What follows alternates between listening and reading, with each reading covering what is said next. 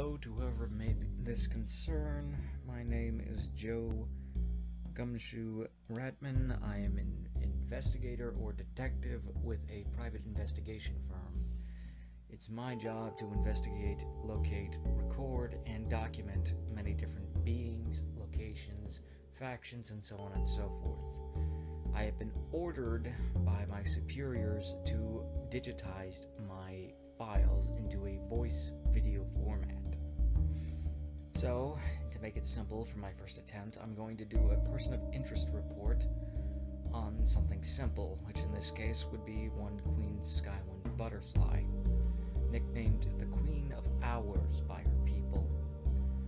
Her true age is unknown, her status is deceased, cause unknown. However, we have most definite belief that she died of natural causes. Her EMA level, or equally matched aggression level, is that of 7. For those who do not know what EMA stands for, it is essentially a system that we use to judge how dangerous an individual is, and then judge what we should do in order to tackle said enemy.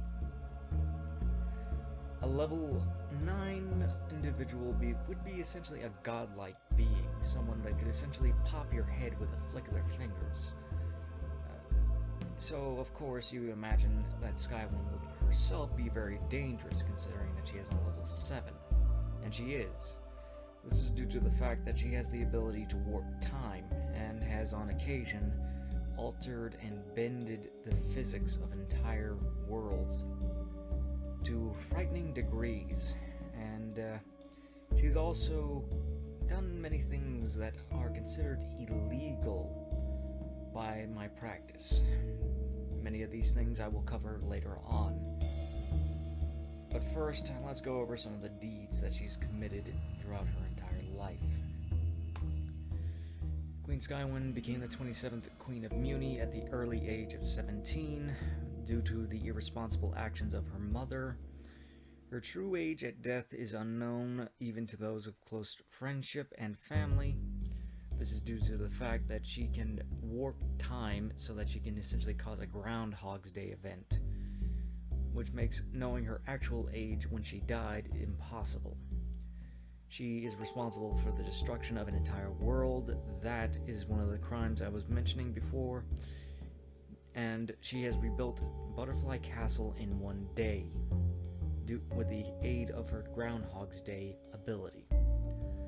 She has also learned and mastered magic through personal experience, trial and error, with no formal teacher, form of education, or guide in that matter. Now, since this is my first time actually doing something like this, I'm going to lay out what happens next.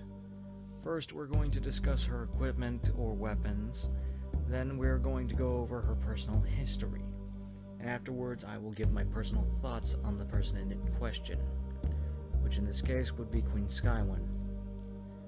With all that said, let's move on to her equipment, which in this case would be her magic wand.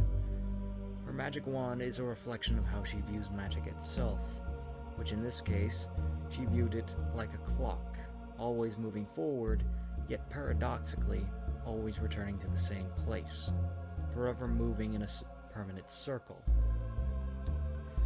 This wand was powered by black onyx crystals and unicorn tears, a very expensive and hard to come by combination.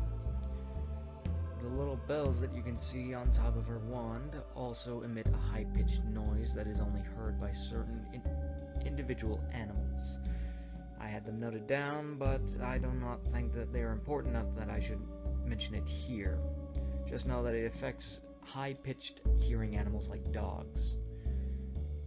Her mill horse, or the being that drives the wand, is Bartholomew the Brave. She inherited this mill horse from her mother. Her mother was quite the piece of work, I should add. She was very irresponsible and very, very reckless. Skywynne may have also inherited this, but we will never know because it was never documented how many times she went back in time. But that's for later. Moving on to her personal history. From the very onset of Skywynne's rule, it was a very large uphill battle. This is mainly due to her mother's actions. Skywynne's mother was a very posh and very, I should say, spoiled and lazy woman. She enjoyed the world of high court and enjoyed the luxuries of being a royal. Problem is, she did not enjoy the responsibilities, so when it came time to pass on the wand to Skywynne, she essentially also handed over the crown. And during this time, her mother, a queen that is not mentioned or known, essentially decided to have the biggest party imaginable, inviting minstrels, mimes, and all different types of entertainers. Unfortunately, one of those entertainers was a dragon tamer, whose dragons weren't exactly that well tamed. And as you can imagine, the dragons escaped, and when they escaped, they burned down the kingdom. And when they burned down the kingdom, they burned down the castle, which was composed at the time of mainly wood from the original stump. A stump who Skywynne herself did not believe in.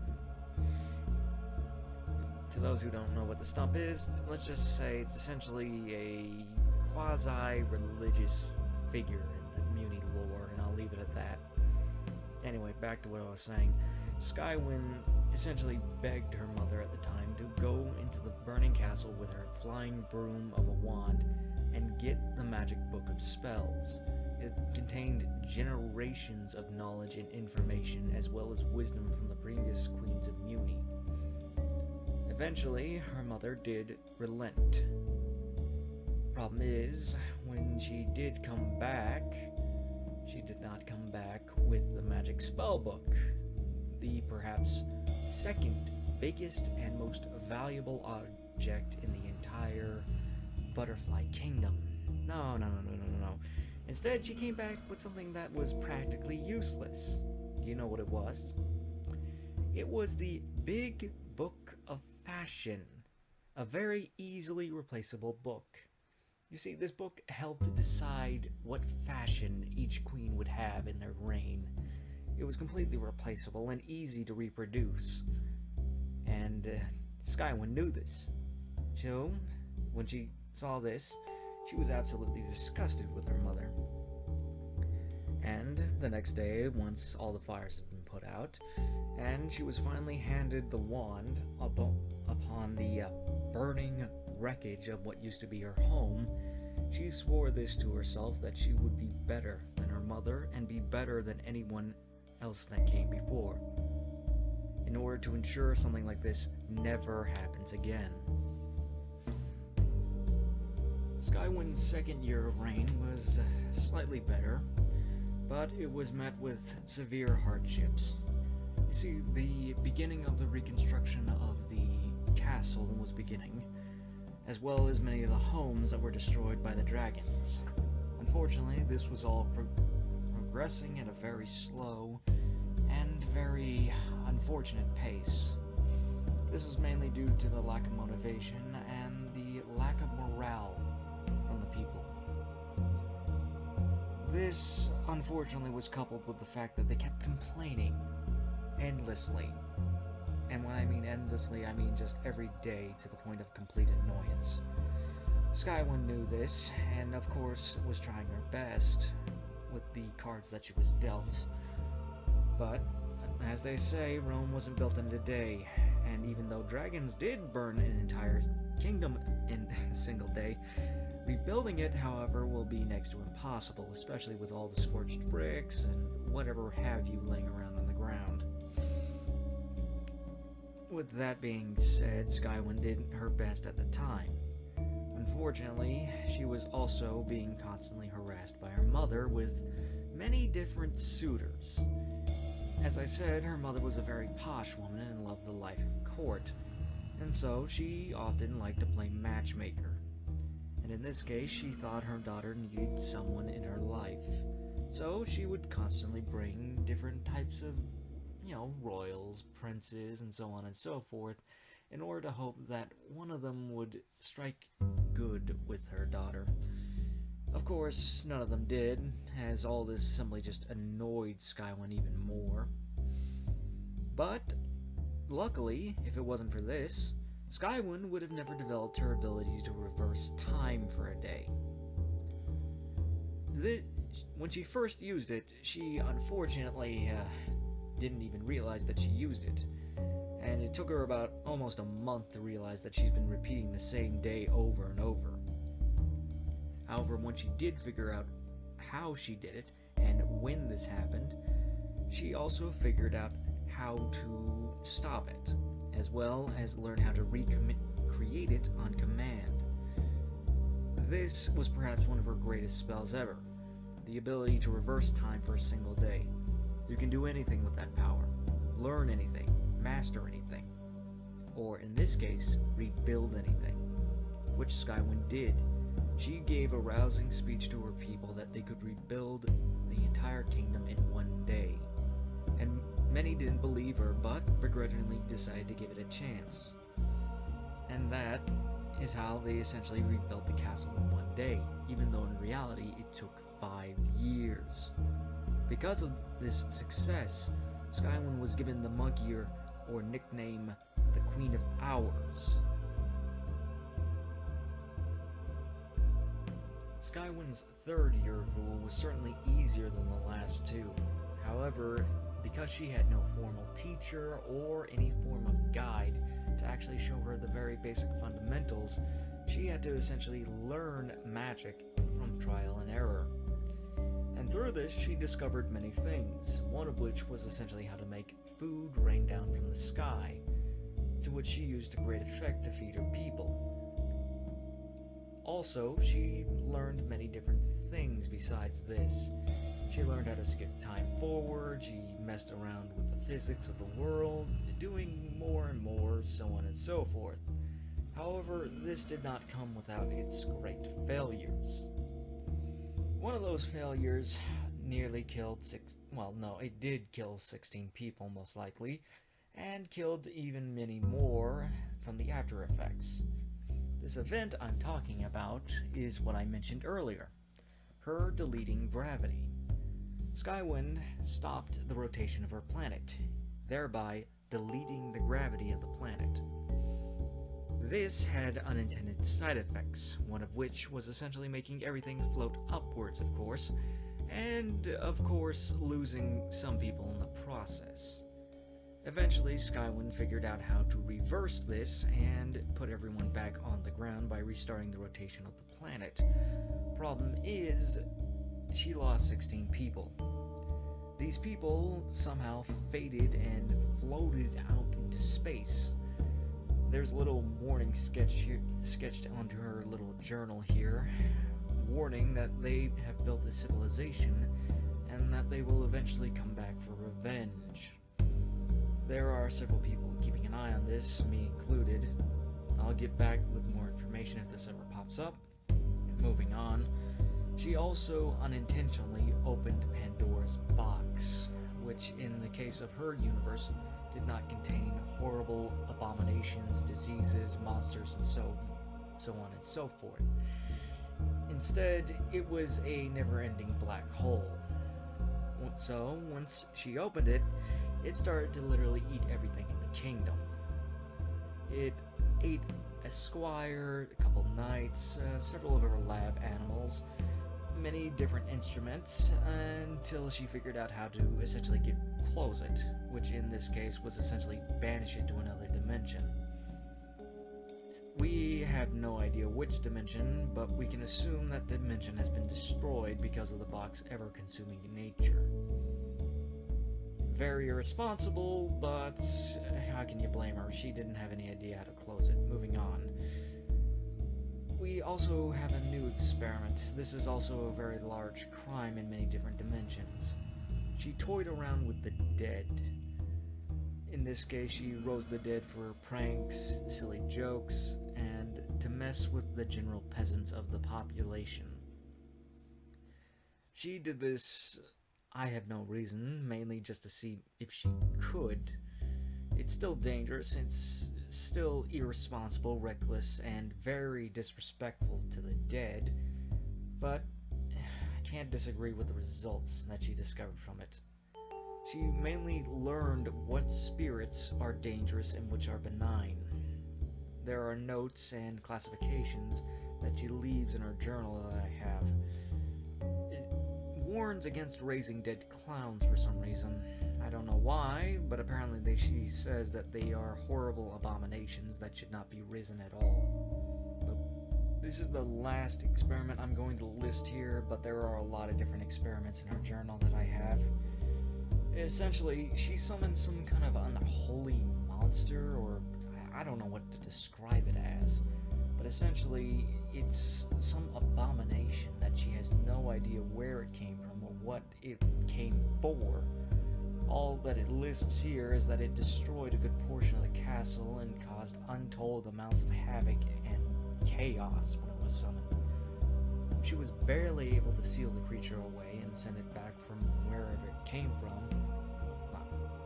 I may have mistranslated that, but all I know is that the being has been handled and that it is contained. That does not ease many of the concerns I have with this. But that being said, it's time to move on to the next year of her reign, year 4. Skywynne's 4th year of reign was a very low point in her life. You see, due to her constantly summoning food from the sky, her people had become dependent on her for food, for sustenance. They also became very, how can I say this, spoiled, arrogant, or giant man-children. Yes, let's go with man-children, as they constantly complained and did not even thank her for the food that she constantly had to every day summon.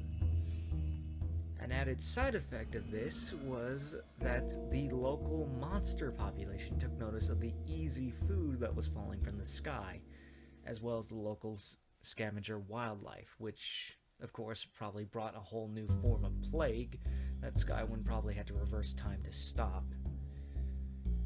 Oh, God.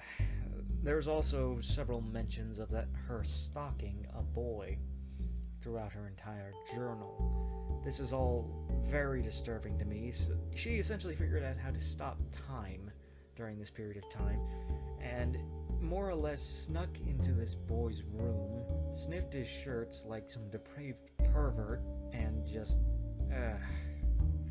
it's hard to read some of this stuff. But I should move on. Essentially, this boy that she had been stalking for some time eventually found a girlfriend, and you may be asking, why did she never confront or greet this young man that she had been stalking? Well, she was shy as all hell, and eventually, by the time she had worked up the nerve, he was already in a relationship. This, combined with the stress from her mother, and also combined with the stress from the peasants who constantly kept complaining, she eventually reached a breaking point and knew eventually that she was going to snap. So she left her home dimension and went to an empty dimension void of life. Almost completely void of life. It had moss and glowing worms of all things within the dimension, but other than that, it was completely lifeless. It was here that she committed one of the crimes that I mentioned before, the whole, destroying a universe deal. Using all her pent-up frustration, anger, rage, sadness, and so on and so forth, Skywynne unleashed a whole havoc of energy upon the entire dimension, completely destroying it in its entirety. This event completely horrified Skywynne, to the point that she swore off experimentation for a good deal of time.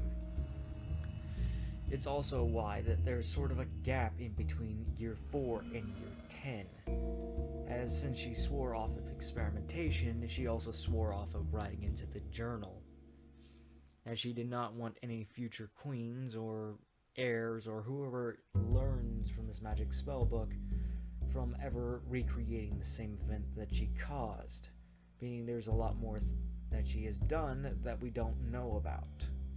And because of this, we don't really know how really to estimate how strong she was when she truly died, combined with the fact she could stop time, reverse it, and move it forward, you can imagine things make it a little screwy in judging how old she is at this point in time. For all we know, year 4 for her could be year 20, 30, 16. We don't really know. But that's enough of that and the endless wandering. Now we're going to move on to the next year, which would be year 10 in her lifetime. After the destruction of Universe 811, Skywynne more or less became a hermit, a recluse, a complete shut-in.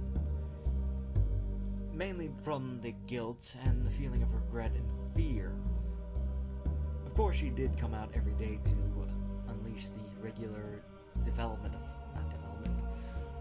amount of food using magic, but other than that, she never really got outside. This continued on for quite a while. From the looks of it in the journal, this went on for several years from the looks of it. From what I can judge, Skywynne's mother came back to visit. Yes, that actually did happen. She came back to visit to essentially talk to her daughter and see how she was doing. During this little conversation she had with her mother, Skywynne decided to take a long look into the mirror and look at what she had become after the years following the 811 incident. What she saw horrified her. This was not the queen she wanted to be. This was not the kingdom she wanted to create. And this was definitely not the situation she wanted to find herself in. So, after a quick bath and a good grooming, she went back out and started to make several reforms. One of which was essentially telling her people that they would no longer be receiving food from her, and instead they would have to start farming for themselves. This, of course, did not sit well for them for a while, until eventually they agreed and began cultivating new food, mainly corn, from the new land that Skywynne had cleared. This, of course, removed its previous residents, who, of course, did not leave willingly, but that's for later. Moving on, Skywynne also began creating new schools, institutes, and several other places of learning in order to better her people. She also began teaching her people how to effectively combat the new monster threat that constantly appeared. And also, a few years later, her longtime crush, or, the boy that I mentioned earlier that she was stalking, had just recently left a divorce. And so, Skywynne, finally working up the courage and finally doing what she should have done a long time ago instead of sniffing his shirts, decided to actually talk to him, greet him, and eventually a relationship formed. And over time, the two of them decided to get married. Skywynne proposed to this young man, whose name was Gem Robin, a knight, in Dimension 812, another lifeless dimension, but now filled with glowing worms from Dimension 811, who had miraculously hid away in her shoe when she destroyed the universe, and decided to repopulate the universe next to it with these new worms. This is the final chapter or final year on record that we have, taken from the journal, which is written in the Magic Book of Spells. This chapter focuses much later on in Skywynne's life, as it is the last record we have of her personal experiences. In this chapter, it details that how Sir Glossaric of Terms, the original teacher of the previous Queens of Muni, had reappeared after many years of absence. Apparently, the Magic Book of Spells had reformed itself from Skywynne's new spells. And it was during this time that Glossaric also explained on the book, essentially, how he didn't really leave, more or less he was taking a vacation in vacation. During this vacation, he was punishing his creation, Romulus, the muscle for the High Commission, Magical High Commission, sorry, and had turned his arms into snakes of all things. It is also mentioned later in the chapter, or entry, that he foreshadowed that Queen Skywynne would have a daughter, even though that she had birthed a son 2 years prior. At the end of this last entry is the last spell Skywynne ever wrote into the book.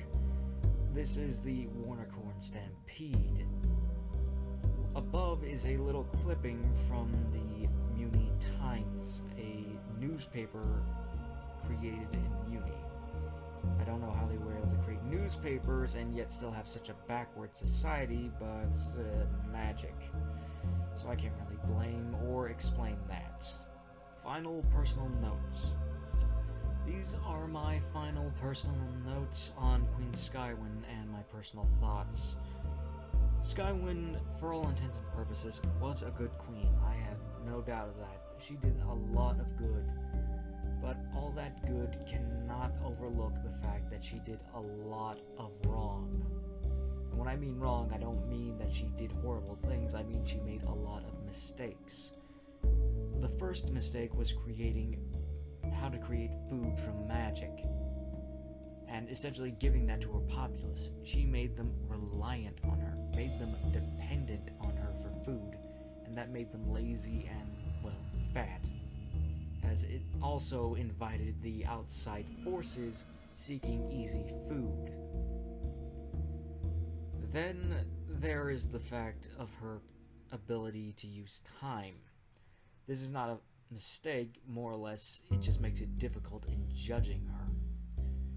You see, with Skywynne's ability to stop and repeat time and as well as move it forward, it makes it incredibly difficult to tell if all of her decisions were made from wisdom and from good personal experience and knowledge, or whether or not they were made from her correcting mistakes. This, of course, makes us beg the question, how many times did she go back into time? How many mistakes did she have to correct?